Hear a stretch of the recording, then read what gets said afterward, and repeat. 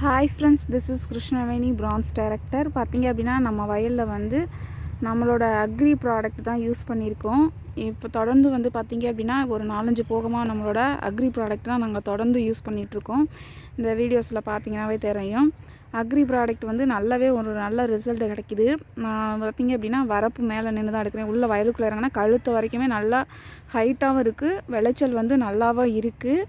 அது இல்லாமல் வந்து பார்த்திங்க அப்படின்னா நம்மளோட அக்ரி ப்ராடக்ட் தான் ஃபுல் அண்ட் ஃபுல் வந்து பார்த்திங்க அப்படின்னா இது ஒரு வயல், அடுத்து வந்து அங்கிட்ட ஒரு வயல் இருக்குது சரிங்களா. இப்போ இந்த வயல் வந்து இப்போ அடுத்து காமிக்கிற வயல் வந்து இன்னொரு 10 நாள், குறைஞ்சது ஒரு 5 நாளில் வந்து அறுவடை பண்ணுற அளவுக்கு இருக்குது. நல்லாவே விளைச்சல் இருக்குது. எப்போவுமே வந்து பார்த்திங்க அப்படின்னா 2 வயல் 3 வயல் தான் அப்படி தான் நடுவோம்.